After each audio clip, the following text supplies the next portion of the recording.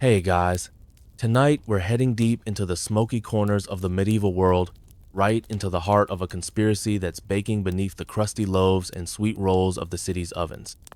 Imagine the air thick with a scent of yeast and wood smoke, the heat of brick kilns beating against your face as you trudge down cobbled lanes. But this isn't just about warm bread and butter, no. You're about to step into a secret society of bakers, whose flour-dusted hands hide darker truths.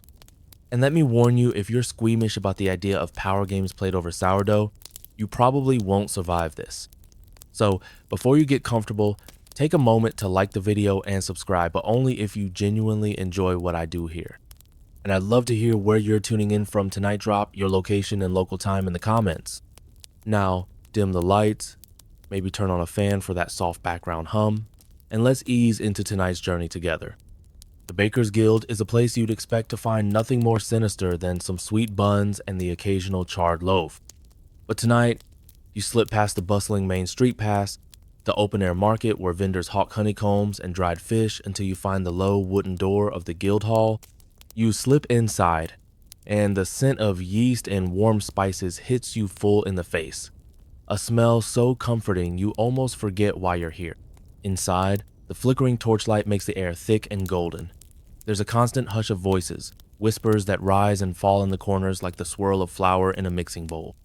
Bakers in plain tunics stand shoulder to shoulder, murmuring words that are anything but about bread.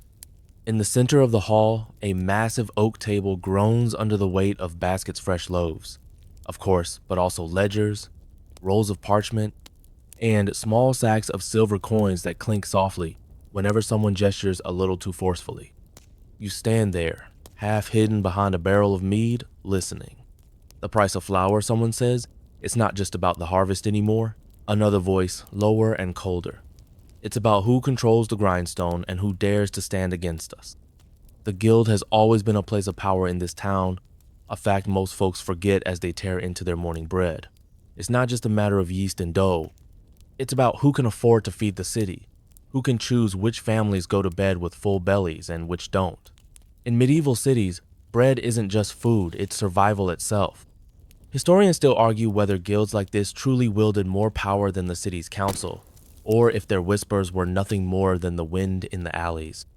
But tonight, you're sure you're seeing real power at work. One of the older bakers, his hair white with flour and age, leans forward. "The Lord Mayor has raised taxes on the grain shipments," he growls. He says it's to pay for new city walls, but we all know it's to line his own pockets. The others nod, and one of them spits on the flagstones. Even here, in this circle of conspirators, they're careful not to say too much. You can see it in their eye sphere, or maybe just caution born of long practice. You edge closer to the table, careful not to knock over the small barrel you're using as a shield. The older baker slams his hand down on the breadboard, sending a fine dust of flour into the air. "The guild must protect its own," he says, and his voice carries the weight of an oath. "We will set the price of bread, not the Lord Mayor. We will keep our own people fed, and if the mayor's guards come knocking, we'll have more than just stale crust to fight them off." You swallow hard. The quiet menace in the room is like the weight of a proving loaf, heavy and inevitable. There's a crackle of tension as another baker tall, with a crooked nose and fingers permanently dusted in white, speaks up. "The people trust us," he says. "When the streets run empty of grain, they'll turn to us. And when they do, we'll be ready." The candles gutter and flicker, and for a moment the shadows on the walls look like figures in monkish robes, another secret order, watching from the darkness. You shiver, remembering that odd phrase you heard whispered outside. The baker's oath is older than the city itself. A quaint saying? Or something more? There's no record of such an oath in the dusty tomes of the city's chronicles, but historians have long wondered if these guilds really did hold their own sacred vows that reached back to the days of the first stone ovens. You glance at the older baker again. He's watching you now, his eyes narrowed. For a heartbeat, you think he's going to call you out, drag you from your hiding spot. But instead, he just nods slightly, almost as if he sees something in you, something that says you're one of them, or could be. A younger baker, no more than 20, pipes up. "Master, what of the river mills? If we control the flour, we control everything." The older baker lets out a slow breath. the air whistling through the gap in his teeth. Yes, he says. But we're not the only ones with hungry bellies and sharp knives. We must be careful. The Millers are our partners. For now. It's all about alliances in this world, alliances and betrayals as crumbly as yesterday's bread. And as you listen, you start to realize this isn't just about bread at all. It's about power, about life and death, and about the lengths men will go to keep their secrets safe no matter how hot the oven grows. You take a step back, your heart thumping. Outside, the city sleeps, unaware of the plots rising like dough in a warm room. But you know, you've seen the veil of secrecy lifted for a moment and you wonder what you'll do with that knowledge. Or if it will swallow you whole, like a loaf devouring a handful of seeds. You step back out into the chill night air, the wooden door of the guild hall closing softly behind you. The scent of warm bread and sweat lingers on your cloak, but already the world outside seems sharper, colder, as though the secrets you overheard have a weight all their own. The cobblestones are slick with last night's rain, and your boots slip a little as you head down the slope toward the market square. The moon is high above you, turning the wet stones to silver, and in that cold light, you see them, the flour merchants. Their carts line the square, piled high with burlap sacks of grain and fine white flour. Each merchant's face is guarded, eyes darting as they watch the night for trouble. You slip between the carts, your fingers brushing the rough weave of the sacks, and you hear them speak in hushed voices. 2 more pennies a stone, one grumbles. By the time the miller's taken his share, we're left with scraps. It's the bakers, another hisses. They say they'll pay, but they're squeezing us just like the Lord's tax collectors. You duck behind a cart, close enough to see the glint of coins changing hands in the flickering torchlight. It's a dance as old as bread, its power and price, hunger and fear. You catch a scrap of an argument, a woman's voice cutting through the gloom. If the price keeps climbing, there'll be riots. The poor won't stand for it. One of the merchants laughs, a harsh sound that bounces off the stone walls. The poor, they'll eat dirt and be grateful. The guild's the one we have to watch. They've got teeth sharper than any taxman. The history books tell you that medieval markets were more than just commerce, they were battlefields.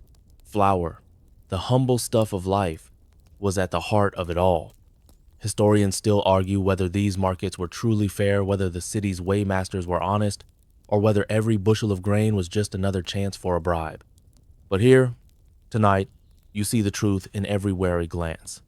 Every hand that clutches a coin just a little too tight. You move along the edge of the square, past a woman sweeping the last of the day's crumbs into the gutter. She hums a tune you half remember, a lullaby about bread baked at dawn, or maybe a prayer for full bellies. Either way, it sounds older than the city itself. A cart rolls by, its wheels squeaking under the weight of the grain sacks. You catch a glimpse of the driver, his face pinched and pale. The millers are charging double, he mutters to no one in particular. Says the river's running too low, can't turn the wheel.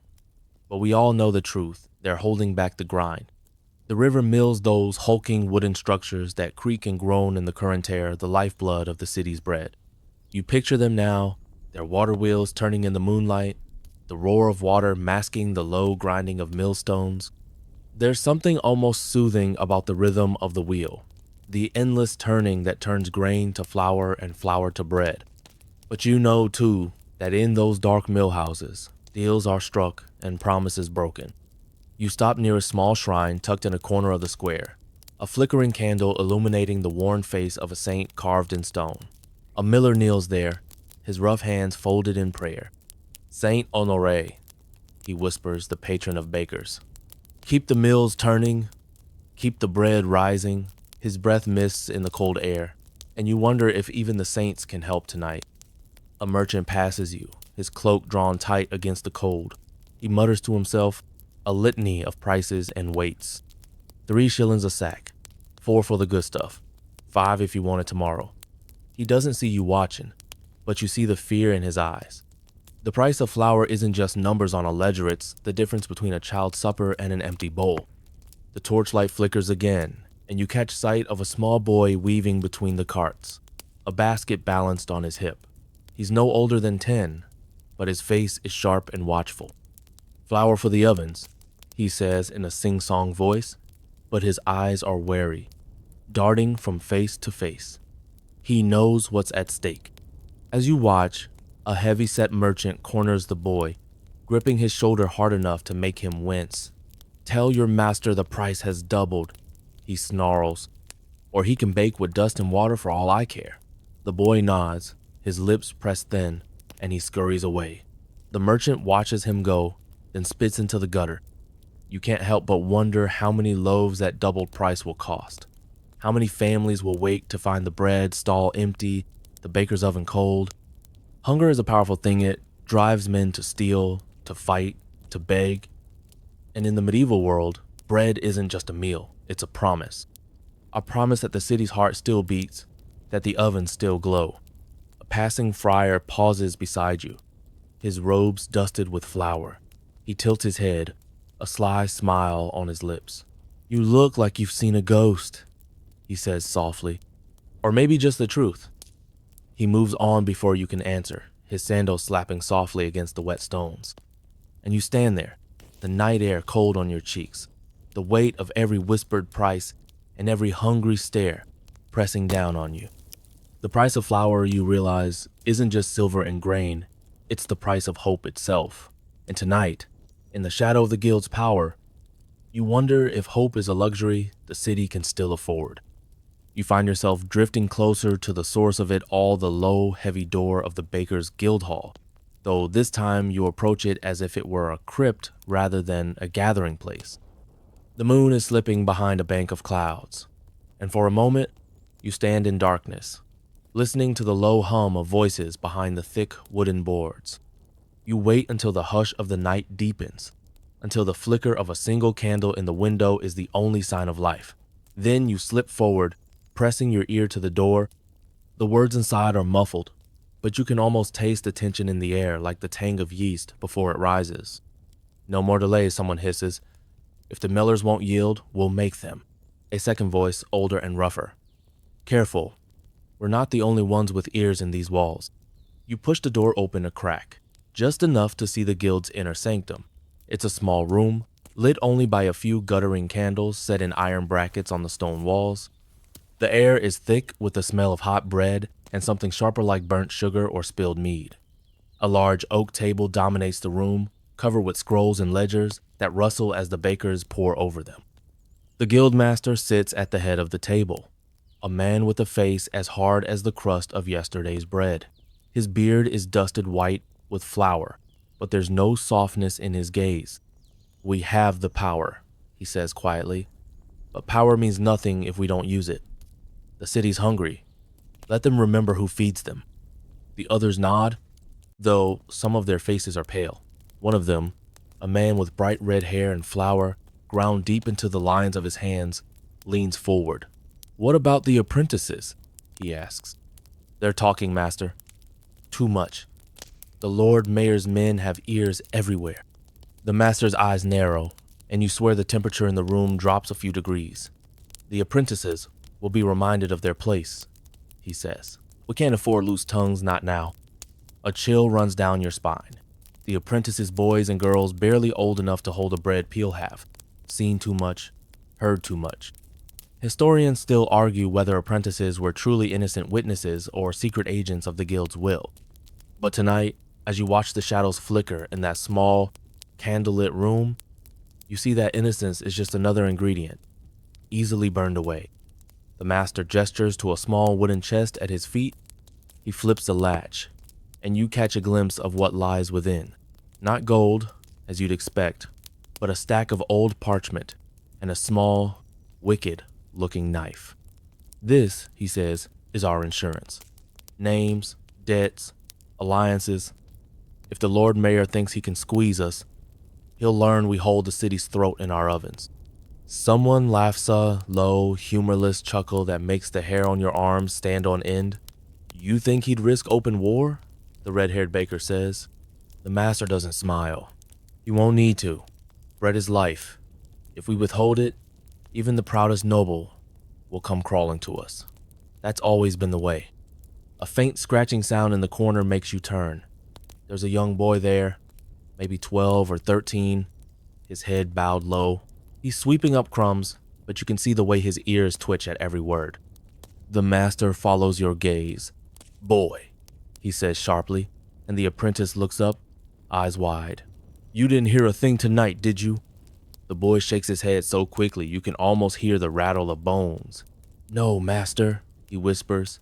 "Only the sound of the ovens." The master nods. "Good. Keep it that way. Loose talk is like a leavening gone wrong. Once it rises, it's hard to stop." You slip back from the door, the chill of the night air a welcome relief after the stifling tension of the room. Your boots crunch softly on the gravel as you move away, but you can't shake the image of that boy's wide eyes, the way his small hands clutch the broom like it was a lifeline. Down the alley, you pass a figure hunched over a small fire. He's an old beggar, his cloak patched and ragged, but his eyes are bright. "The bakers?" he rasps as you pass. "They're planning something. I can smell it in the yeast." He laughs, a thin, reedy sound that echoes in the darkness. "But remember, bread burns if you're not careful." You keep moving, the words of the beggar clinging to you like the scent of smoke. The city around you is hushed. The only sounds, the drip of water from the eaves, and the faint shuffle of feet on cobblestone. You can almost feel the weight of the night pressing down on you, the secrets of the Baker's Guild coiling tighter with every step.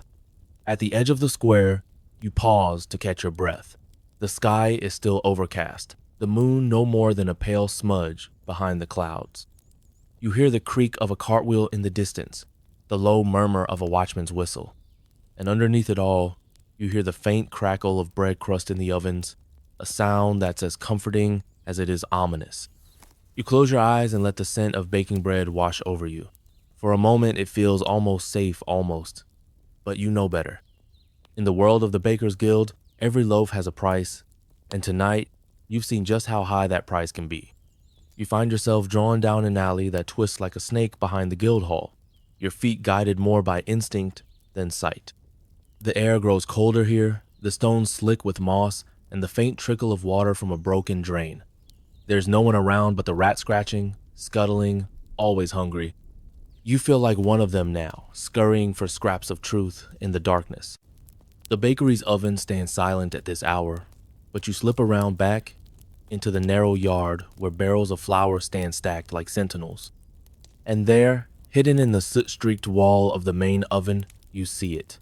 A symbol etched deep into the brick. A circle with a slash through the center crude, but unmistakable. You brush the soot away, your fingers tracing the groove in the ancient stone. The mark is older than the city's charter, older even than the Baker's Guild itself. Some say it's a sign of protection in ancient rune, meant to ward off the ruinous spirits that haunt bread and beer. Others whisper it's a brand of loyalty, a symbol that says, "Here, the guild rules." Historians still argue whether these symbols were genuine protection spells or just old superstition. But tonight, standing in the moonlight, it feels real enough to make you shiver. You lean closer, feeling the roughness of the mark under your fingertips. It's cold, like the stones of a cathedral at dawn, and as you stare, you hear a whisper soft. So soft, you're not sure it's real. "The mark binds us," it says. "The mark binds the bread and the blood." You jerk back, your heart pounding, but there's no one there, only the moonlight and the shifting shadows. You take a steadying breath and step back, your mind whirling. If the mark truly is a sign of something deeper, something that goes beyond bread and flour, what does it mean for the city? For you? You duck into the bakery, the heavy wooden door creaking on its hinges. The air inside is warm, the lingering heat of the oven still clinging to the stones. The smell of baked bread wraps around you like a blanket safe, familiar, but now laced with unease. The bakery is quiet, the counters scrubbed clean, the baskets stacked neatly on the shelves. But as you step closer, you see the faint dusting of flour on the floor, a ghostly trail leading toward the back room. You follow it, your footsteps silent on the worn boards. In the back room, the air is thicker, the scent of yeast stronger. You see a small wooden box pushed against the far wall. You kneel and open it, the hinges squealing in protest. Inside, you find what you half expected, half feared. A sheaf of parchment, stained and worn, covered in the looping script of the guild's secrets. You pull one page free, your eyes scanning the words by the flickering light of a single candle. It's a recipe, at least. It looks like one at first glance, but the measurements are odd, the ingredients strange. 3 measures of rye, 2 of barley, 1 of the miller's breath. A poetic flourish, or something darker? You remember a story you heard once in a smoky tavern, that some bakers whispered charms into their dough, hoping to ward off the plague or bring luck to their ovens. A quaint superstition, maybe, but in the flickering candlelight, the idea seems to settle into your bones. You tuck the parchment back into the box, your hands trembling a little. You know now that the symbol on the oven isn't just a mark, it's a promise. A promise that the bread baked here carries more than flour and yeast. It carries the weight of the guild's oaths, the shadows of every secret meeting, every whispered threat. As you rise, you hear the creak of a floorboard behind you. You spin around, but there's no one there. Only the hush of the bakery at night, the faint crackle of embers in the ovens. You tell yourself it's nothing, just your mind playing tricks. But you know better. You step outside again, the cold night air biting at your skin. The symbol on the oven door seems to glow faintly in the moonlight, a promisor, a warning. You wonder how many others have seen it, how many have turned away and told themselves it was nothing. You wonder if you're the only one foolish enough to keep digging. You make your way back to the square, the sound of your boots on the stones a steady rhythm. You pass the old beggar again, his eyes catching yours in the darkness. The mark, he says, his voice low. It's older than bread, older than the guild. It binds the hand and the loaf and the soul. You don't know if he's mad or if he's the only one speaking true, but his words echo in your head as you walk on, the city pressing close around you like the crust of a loaf. And you can't help but wonder, if the Baker's Guild has secrets this deep, what else lies hidden in the heat of the ovens? You follow the trail of grain, dust, and rumor out of the city and down the winding road that leads to the river. The river itself is a broad brown snake, sluggish with summer heat. But tonight, under the pale glow of the moon, it seems almost olive rippling and shifting like a living thing. The river mills rise along its banks, squat wooden beasts with water wheels that turn endlessly in the current. You stand for a moment at the edge of the path, watching the moonlight glint off the wet boards. The creak of the wheels is steady, hypnotic, and for a moment you can almost believe that nothing here could be dangerous. But you know better now. You walk closer, boots crunching on gravel, and the millers' voices drift to you on the night air. They're louder here, sharper, as if the river itself carries their secrets downstream. You hear one grumbling about taxes, another cursing the bakers for their endless demands. The guild wants everything, one man says, his voice bitter. They'd take the river if they could. They already have, another replies. Every sack of flour, every bushel of grain, it's theirs, whether they own the mill or not. Historians still argue whether the bakers' guilds truly controlled the mills outright, or whether it was more of a silent partnership and understanding written in flour, dust, and handshakes. But as you watch the millers work, hauling sacks of grain onto broad wooden ramps, you see the truth written in the set of their shoulders, the tightness in their jaws. A man in a stained tunic wipes sweat from his brow, his arms dusted white. The river's low, he says, almost to himself. The wheels slow, but the guild, they're never slow. They're always watching. You slip closer to the nearest mill, the great wheel turning slowly, dripping cold river water. The doorway stands open, and you step inside. The air is cool and damp, the sweet scent of milled grain mixing with the tang of river mud. The millstone looms in the flickering light, massive and implacable. A miller's apprentice is turning the grain chute, sweat glistening on his forehead. He looks up as you pass, eyes wary. You're not supposed to be here, he says softly. You give him a small smile. Just curious, you murmur. Just watching. Watch too long, and you'll end up ground down, he says, his mouth twitching in a smile that doesn't reach his eyes. You move deeper into the mill, where the shadows gather. There's an old ledger on a barrel, pages stained with flour, dust, and ink. You flip it open, scanning the entries' names, weights, debts. It's a map of the city's hunger. Every bushel of grain, another promise that must be kept or broken. A rat scurries across the floor, its claws scratching against the boards. You watch it vanish into a crack in the wall, and you think, the city is like this, mill always grinding, always devouring. And the guild is the hand that turns the wheel. In the corner of the room, you find a sack half empty, the grain inside pale and perfect. You run your fingers through it, feeling the smoothness, the softness. It's easy to forget that this simple thing flour can shape lives, can start wars. You remember a tale an old monk once told you, that in the famine years, some bakers mixed ground acorns with flour to make bread stretch further.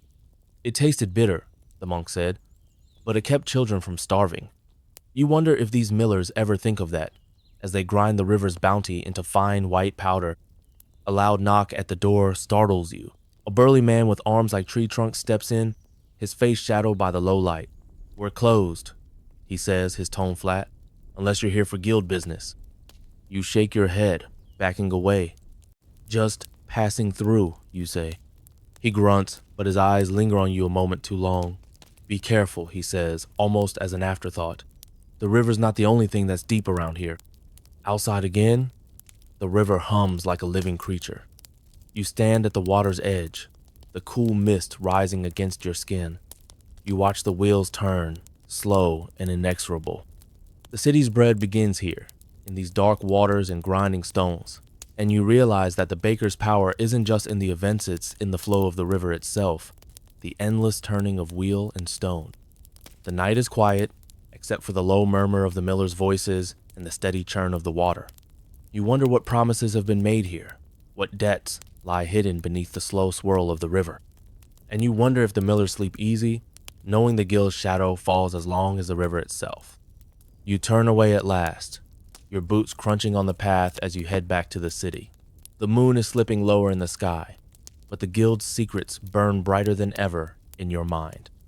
The river mills are just one piece of the puzzle-on wheel in the endless grind, but you're starting to see the whole picture now, and it's more dangerous than you ever imagined. You follow the winding road back into the city, the first hints of dawn turning the river's surface to pale gold. The city walls loom ahead of you, their stones damp with mist, but you barely notice the chill seeping into your bones. You're thinking of the boy in the mill, the heavy hush of the guild hall, and the endless turning of the wheel.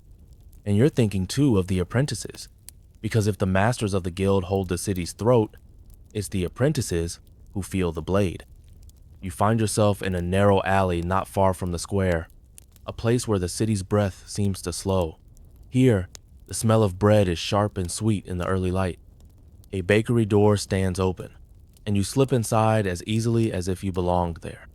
The bakery is warm, the glow of the oven spilling across the flour-dusted floor, and there, bent over a worn wooden table, is a boy no older than 14. His name is Thomas, though you won't learn that until later. He hums under his breath, kneading dough with a fierce concentration that speaks of equal parts hunger and fear. You watch him work for a moment, the rhythmic slap of dough against wood a soothing sound. Then he glances up, his eyes wide and wary. "You're not supposed to be here," he says, his voice little more than a whisper. "I'm just watching," you murmur, and he relaxes a little. Only a little. He works quickly, hands moving with the surety of someone who's done this every day of his life. But you see the way his shoulders stiffen whenever the door creaks, the way his eyes dart to the shadows in the corners. He's listening for more than just the crackle of the oven. He's listening for footsteps, for the low murmur of voices that mean trouble. "Did you hear about the meeting last night?" you ask, your voice soft. His hands still for just a moment, and you see a flicker of fear in his eyes. "I didn't hear anything," he says quickly. "Nothing important." You know he's lying, but you don't push. Instead, you watch as he shapes the dough into small rounds, each one perfect, each one a promise. He sprinkles flour across the board, his fingers moving deftly, and for a moment, it's easy to forget the weight of secrets hanging in the air. You've heard the rumors, of course, how apprentices are taught more than just bread and heat, how they're the eyes and ears of the guild. sent to listen and watch in every corner of the city. Historians still argue whether the apprentices were truly trusted or whether they were just convenient tools to be cast aside when they knew too much. Watching Tomas, you suspect the truth is somewhere in between. A cat slips in through the open door, its green eyes catching the firelight. It rubs against Tomas's leg, purring, and he smiles faintly, as if the weight of the world has lifted for just a moment. She comes for scraps, he says, scratching behind its ears. I think she knows all the secrets of this place. You smile, but your mind is elsewhere. You're thinking of the parchment you saw in the guild hall, the names written in careful script. And you're thinking of the boy in front of you, his hands dusted with flour, his eyes too old for his years. He glances up at you again, his expression wary. You should go, he says quietly. The master doesn't like visitors. You nod, but you don't leave. Not yet. Instead, you ask him the question that's been burning in your mind since you first stepped into the guild's shadow. Do you ever wonder, you say softly, if there's more to this than bread? If there's something else being baked in these ovens? His hands still again, and for a moment you see something raw in his eyes fear. Yes, but something else, too. Curiosity, maybe even defiance. Sometimes, he admits, sometimes I hear them talking about prices, about taxes, about things that have nothing to do with bread. But I'm just an apprentice. He swallows. I'm not supposed to ask questions. You reach out and gently lay your hand on the table, feeling the faint warmth of the dough. Maybe it's time someone did, you say. Maybe it's time to see what the guild is really hiding. The cat jumps down from the table, tail flicking as it disappears into the shadows. Tomas watches it go, then looks back at you. If you want to know, he says, his voice barely more than a breath, you should look in the old storeroom, the one behind the ovens. But be careful, some things are meant to stay hidden. You nod, your heart pounding. You thank him with a smile, then slip out into the dawn. The city is waking around you vendors, setting up their stalls, children chasing each other through the narrow streets. But in the hush of the early morning, the secrets of the guild feel closer than ever.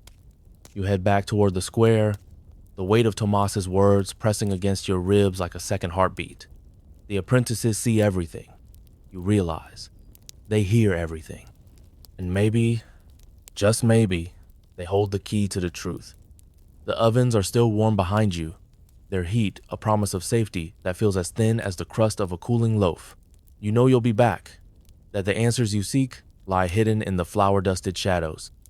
But for now, you let the city swallow you up again, the promise of bread and secrets trailing in your wake. You move quickly through the winding alleys of the city, Tomas's words echoing in your ears like the soft thud of bread loaves being pulled from an oven. The old storeroom behind the event sits, a place you've heard of in whispers. A place said to hold more than just sacks of flour and stale loaves. You find it easily enough, tucked away in a narrow lane that smells of smoke and yeast. The door is warped with age, the iron hinges red with rust. You push it open slowly, the wood groaning in protest, and step inside. The air is thick and still, dust motes swirling in the faint light that filters through a cracked window. Barrels and crates are stacked haphazardly, the scent of old grain and damp earth rising around you. You move carefully, your fingers brushing the rough wood as you pass. At first, it seems just like any other storeroom: sacks of flour, baskets of stale bread, a few casks of cheap wine. But then you see it, a small table in the corner, covered with a cloth that's too fine for a place like this. You cross the room and lift the cloth, and what you find beneath it makes your breath catch in your throat. It's a small wooden box, the lid carved with the same cryptic symbol you saw on the oven circle with the slash. You lift the lid with trembling fingers and find a bundle of parchment tied with a strip of worn leather. The script is neat, precise, and unmistakably the work of the guild scribes. You start to read, your eyes moving quickly over the words. It's a recipe, but not just for bread. The ingredients are familiar: flour, water, yeast. But there's something else here, something you've never seen before. A pinch of the rival's salt, it says. A spoonful of the miller's breath. And then almost as an afterthought. One secret, spoken in the dark. You feel a shiver run down your spine. This isn't just bread, it's a spell, a pact, something older and darker than anything the guild would admit to. Historians still argue whether such recipes were real or just stories told to frighten apprentices. But tonight, with the parchment in your hands, you're not sure you want to know the answer. You slip the parchment back into the box, your hands shaking. You know now why the apprentices are warned to keep silent, why the guild guards its secrets so fiercely. This isn't just about bread and silver, it's about power, about the promise that whoever controls the ovens controls the city itself.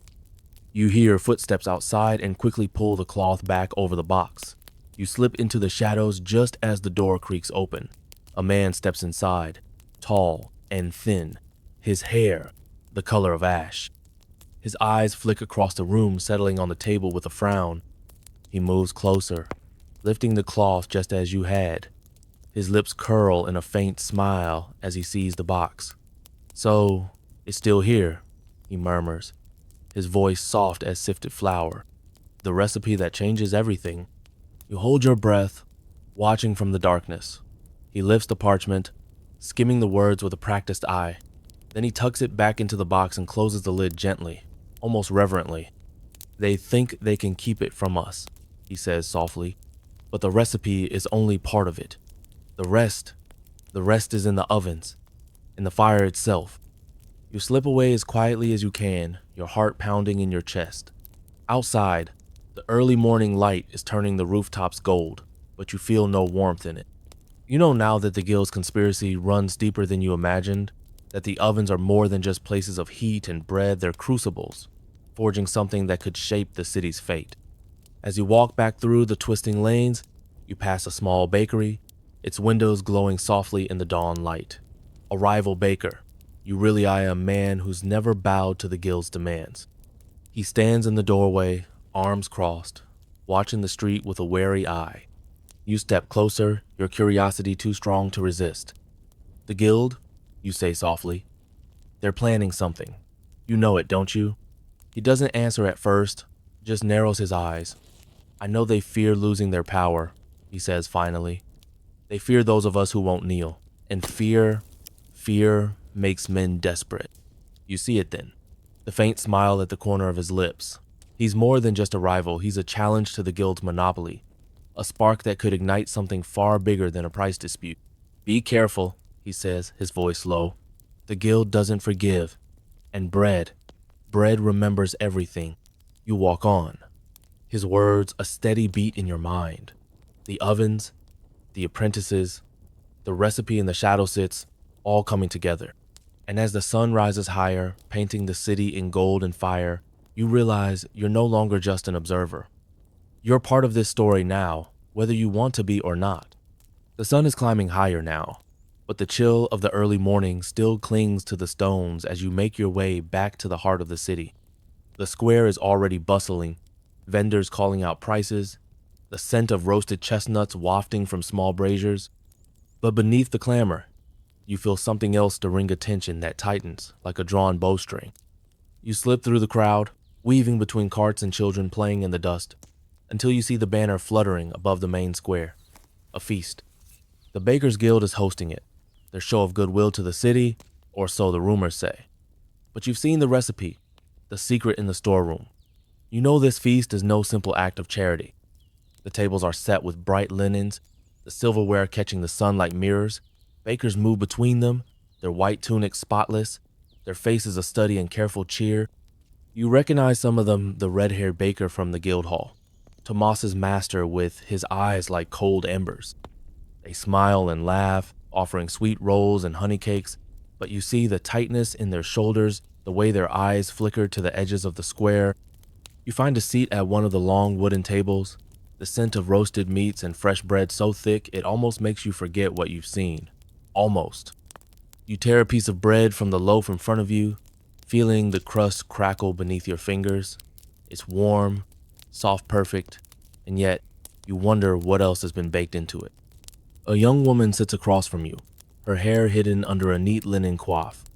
She's dressed like any other baker's wife, but there's a sharpness in her gaze that belies the sweetness of her smile. "You're new here," she says, her voice low. "Be careful how much you eat." You raise an eyebrow, a wry smile playing at your lips. "Why is that? Isn't this a celebration?" She leans closer, her breath warm against your ear. "The guild's generosity always has a price," she whispers. "And sometimes the bread is laced with more than just honey and spice." A shiver crawls down your spine, but you force a laugh. "You're joking." She doesn't smile. "Eat if you must," she says softly. "But remember, even the finest feast can hide a dagger in the crumbs." You glance down at the bread in your hand, suddenly aware of its weight. You set it aside, your appetite fading as the laughter and music swell around you. The feast is in full swing now, the tables groaning under the weight of roasted birds and glazed pastries. But beneath the merriment, you sense the undercurrent of fear like a crack in the crust of a loaf, waiting to split open. A jester tumbles into the square, bells jingling as he dances between the tables. He sings a bawdy song about millers and maids, and the crowd roars with laughter. But you see the way his eyes dart to the guild master, the flicker of unease that passes between them. The jester is part of the show, but he's no fool. He knows this feast is more than just a meal. Historians still argue whether these feasts were truly moments of unity, times when the city came together over bread and songer, whether they were calculated displays of power, reminders of who fed the hungry mouths. Watching the guildmaster raise his cup in a silent toast, you suspect the latter. You stand and slip away from the table, your steps silent on the worn stones. You find yourself at the edge of the square, near the ovens that have been dragged out for the occasion massive brick beasts, their mouths glowing with heat. Bakers pull loaves from their depths, the crust dark and perfect, the scent intoxicating. You watch as Tomas works, his hands deft and sure even in the chaos of the feast. His master looms behind him, eyes like chips of ice. "Faster," he snaps, and Tomas flinches, his fingers tightening on the wooden peel. You catch Tomas's eye, and in that fleeting moment, you see the truth. He knows what's at stake here. He knows the bread isn't just bread tonight. It's a message, a threat, a promise. The music swells, a fiddle cutting through the laughter, and you turn away from the ovens. You slip through the crowd, your senses alive with the crackle of the fires, the scent of sugar and smoke. You see the old beggar again, perched on the steps of the fountain, his eyes bright with secrets. "Bread for the bellies lies for the hearts," he rasps as you pass. "Eat and be merry, but remember some feasts are meant to feed the soul, some to feed the grave." You don't stop, but his words echo in your mind as you leave the square behind. The feast is a mask, a bright crust, hiding the dark truth beneath. And you know now that the Bakers Guild will stop at nothing to keep that truth buried. The city's laughter fades behind you, replaced by the quiet murmur of the narrow lanes. You think of the ovens, the symbol on the bricks, the secret recipes whispered in the dark. And you think of Tomas, his hands dusted with flour and fear. You know you're closer than ever to the heart of the conspiracy and that whatever lies at its center will change everything. You leave the echoes of laughter and music behind, slipping into the quieter alleys where the morning's chill still lingers. The city seems to hold its breath here, the stones cold under your boots, the air sharp with the scent of wood smoke, and you feel it in the hush around you. The city is bracing for something it doesn't yet understand. As you pass beneath an archway draped in creeping ivy, you see it, the first coughing child huddled in a doorway, his face pale, his lips cracked. A woman stands over him, a basket of bread clutched to her chest, her eyes wide with fear. She sees you watching and turns away, but the rasp of the child's breath follows you like a shadow. The plague, they're calling it, a sickness that moves like smoke through the narrow streets, filling the air with whispers and prayers. You see more of them as you walk.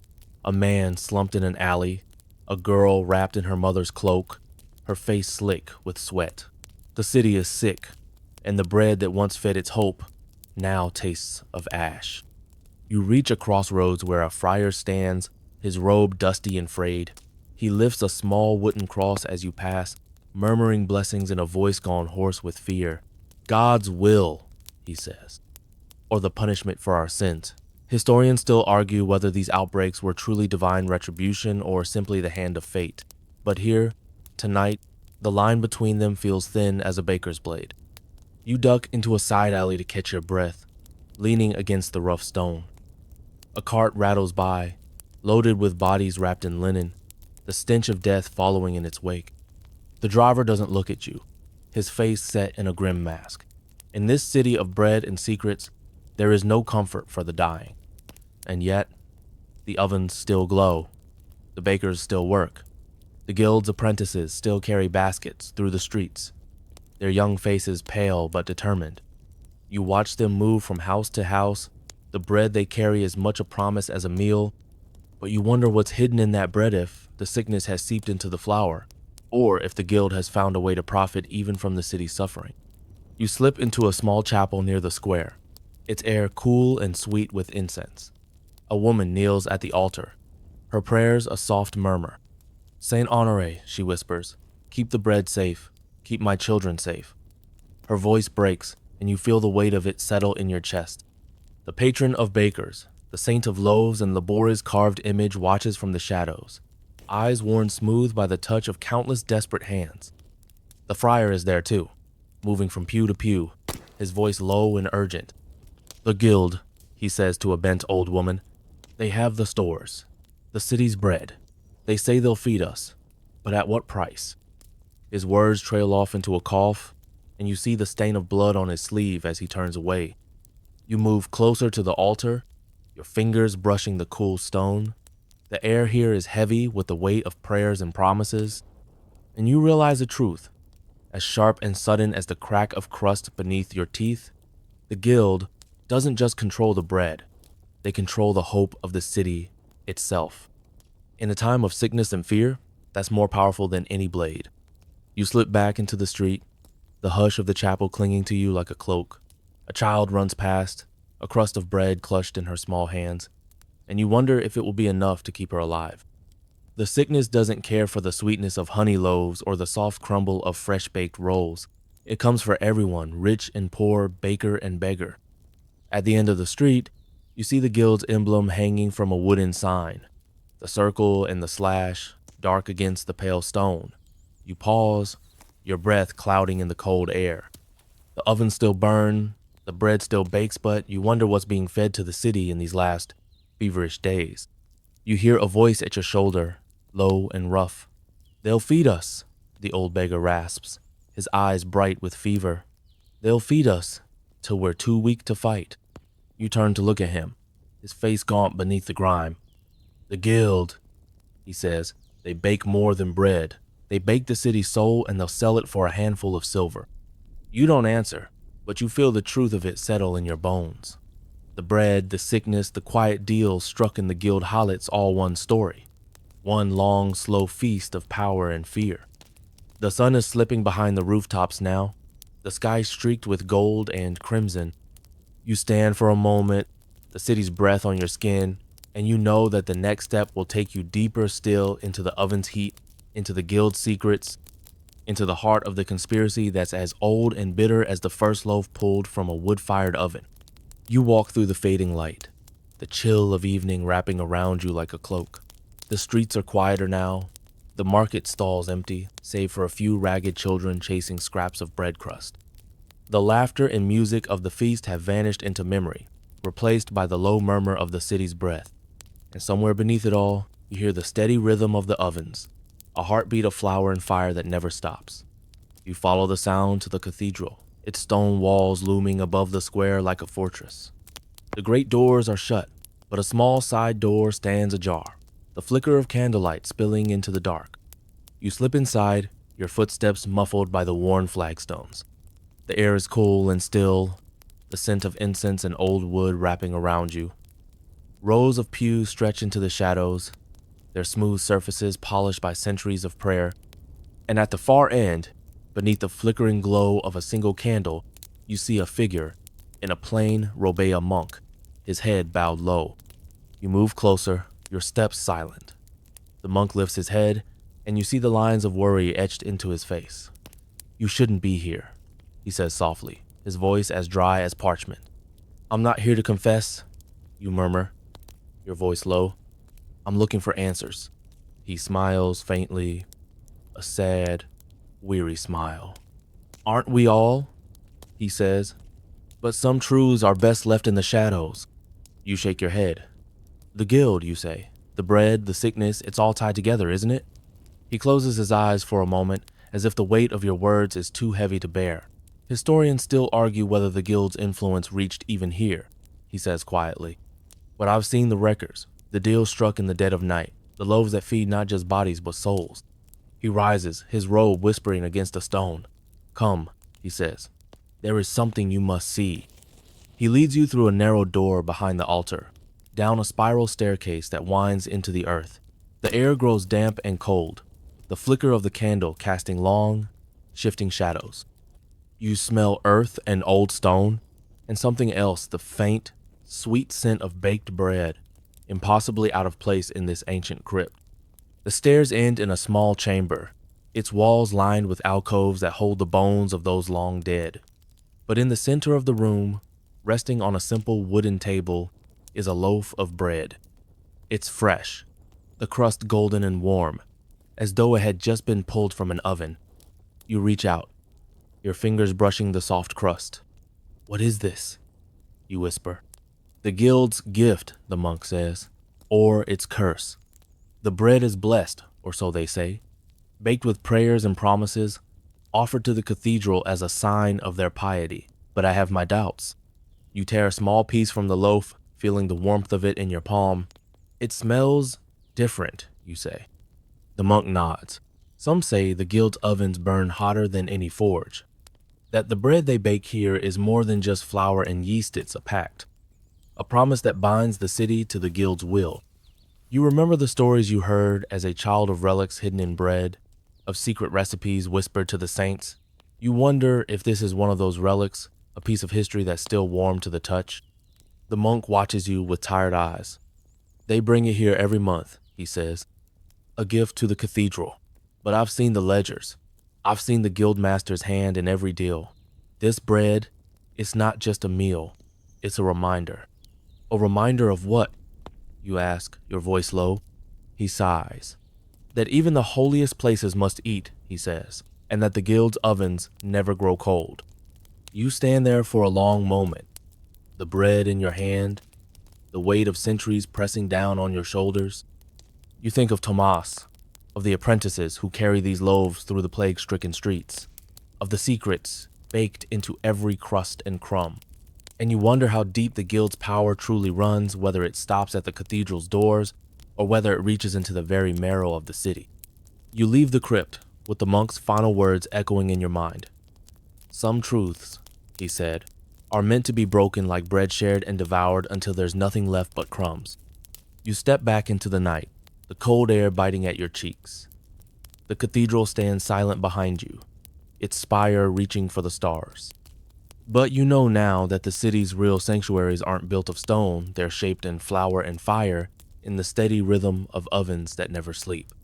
You leave the cathedral behind, the quiet hush of the crypt still clinging to your skin like a dusting of flour. The night has deepened, the city wrapped in a hush of soft footsteps and muffled cries. Lanterns glow in the windows of the bakeries, casting small circles of warmth in the cold dark. But you know that not all that glows is safe, and not all that feeds is kind. You make your way back toward the guild hall, your boots whispering over the stones. The door is open, the heavy timber creaking in the wind. Inside, the room is lit with the glow of the ovens, the air thick with the scent of yeast and secrets. The bakers are gathered around the long table, their faces drawn and pale. In the center of it all stands a man you haven't seen before, his robe dark, his face hidden in shadow. His hands are folded over his chest, and his voice is calm, almost gentle. You know why we are here, he says, and the room falls silent. You slip into the shadows, pressing close to the wall. The flour-dusted air crackles with tension. The trial, the man says, his voice soft but cold. One of ours has spoken out of turn. The guild's secrets are not to be shared. A shiver runs down your spine. You remember Tomas's wide eyes, the fear in the young apprentices' faces. You know how easy it is to be swept up in the heat of the ovens, to forget that words can be as dangerous as blades. A young man steps forward, his head bowed. His hands tremble as he clutches the edge of the table, his knuckles white. "Master," he says, his voice shaking. "I didn't mean to." The man in the dark robe raises one hand, and the boy falls silent. "The guild's strength lies in its silence," he says softly. "Bread is life, but words can kill." The others watch with hard eyes, their faces impassive. One of them, the red-haired baker you remember from the first meeting, shifts uneasily. "Is this truly necessary?" he murmurs. He's just a boy. The master's gaze settles on him, and for a moment the air seems to crackle. "A boy," he says, his voice quiet, "but a boy who has seen too much. If we do not act, the Lord Mayor's men will pry open our ovens and find more than loaves." The red-haired baker falls silent, his eyes dropping to the table. The young man at the center of the room swallows hard, his breath ragged. "Please," he whispers. "I only wanted to help." The master's face is unreadable, his voice soft as sifted flour. "You have helped," he says. "You have reminded us that even the smallest crumb can reveal the whole loaf." He reaches into his robe and pulls out a small wooden tablet, the symbol of the guild carved deep into its surface. He holds it out to the boy, who takes it with trembling hands. "You will leave tonight," the master says. "You will take nothing with you. You will never speak of what you have seen." The boy's eyes fill with tears, but he nods. "Yes, master," he whispers. The master leans closer, his voice dropping to a murmur. "If you ever return," he says softly, "you will find the ovens less welcoming." The boy's shoulders slump, and you watch as he turns and walks slowly to the door. No one stops him. No one speaks. The door closes behind him with a soft finality, the echo of its latch loud in the silence. You stand there, hidden in the shadows, your heart pounding. You've seen enough to know that this is more than just bread, it's a covenant, a secret bound in flour and blood. Historians still argue whether the guild's power was truly so absolute, whether they truly held the fate of a city in their hands.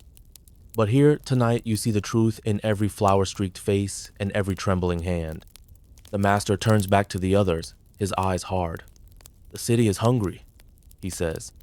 "The plague spreads, the Lord Mayor grows bold, but we are the bakers. We are the ones who feed the city, who hold its heart in our ovens. We will not be undone by loose tongues." The others nod, their silence heavy. You see the weight of it in their faces, the fear and the pride tangled together like the braids of a loaf. And you realize that this isn't just about bread or silver or even survival. It's about power, who holds it, who wields it, and who will be burned if the ovens grow too hot. You slip away as the meeting breaks apart, your steps light on the worn stones. Outside, the night is deep and cold, the city's breath a whisper in the darkness. You think of the boy's bowed head, the master's calm voice, the silent agreement in every nod. And you wonder how many more trials will be held in these flower-scented halls before the city's hunger is finally sated. The night is deep around you as you leave the guild hall behind, the echoes of the boy's quiet departure still heavy in your ears. The city's narrow streets are empty now, the hush of late hours wrapping them in a kind of fragile peace. But you feel no peace in your own heart, only the pulse of everything you've seen, and the weight of the questions that still hang in the air. You make your way slowly through the winding lanes, past shuttered windows and the low flicker of dying hearth fires. The scent of baked bread lingers on the air, sweet and warm, but it smells different to you, now no longer just comfort and sustenance, but a reminder of power, of promises, of the silent bargains struck in the glow of the ovens. You pass a small bakery, its windows dark, and you pause to run your fingers along the worn stone of the doorway. You think of Tomas, of the apprentices who learned to knead more than dough, to carry more than bread. You think of the secret recipes, the cryptic symbols, the whispered prayers that slip between the loaves, like the last breath of a dying saint. And you wonder how much of this city's heart is hidden in these small, quiet places. How many of its truths are wrapped in the soft crust of bread and the heat of ovens that never sleep. The wind shifts, carrying the faint sound of voices, and you follow it to the edge of the square. A fire burns low in a brazier. the red coals crackling softly. Around it stand a handful of men and women, their faces pale in the glow. You see the old beggar there, his eyes bright in the firelight. He watches you as you approach, his thin mouth curling in a faint, knowing smile. "They think the ovens are just for bread," he says softly, his voice a ragged whisper. "But you've seen it now, haven't you? You've seen what the guild bakes into the heart of this city." You nod, your breath clouding in the cold night air. "I've seen enough," you murmur. The beggar laughs, a dry, brittle sound. "There's always more to see," he says. "Always one more crumb to follow." You stand there a moment longer, the fire's warmth seeping into your bones. Then you turn away, your feet carrying you back into the maze of alleys and shadows. You think of the feast, the poisoned honey cakes and the laughter that rang false in the square. You think of the plague, the quiet death that walks hand in hand with hunger. And you think of the final recipe, the one whispered in the dark corners of the guild hall, the one that promises everything and nothing all at once. You find yourself back at the edge of the river, the water black and endless beneath the stars. The mill stands silent now, the great wheel still in the cold night. You watch the moon's reflection shimmer on the water, and you wonder how many secrets the river carries, how many stories it has swallowed whole. You close your eyes and let the cold seep into your skin, the silence of the city wrapping around you like the crust of a loaf. You remember the monk's words in the crypt, the way he spoke of bread as a promise, as a curse. You think of the boy's trembling hands as he clutched the guild's mark, of the master's calm voice as he sealed the boy's fate. And you realize this story was never just about bread. It was about power, about the hunger that drives men to feed the city's bellies and to starve its soul, about the ovens that bake more than loaves, that forge alliances and betrayals in the heat of their fires. You take one last look at the river, the water dark and endless. Then you turn away, your steps slow and quiet, the taste of the city's secrets still warm on your tongue. You pause now, letting the night's cold air settle in your lungs, feeling it slow your breath, soften your thoughts.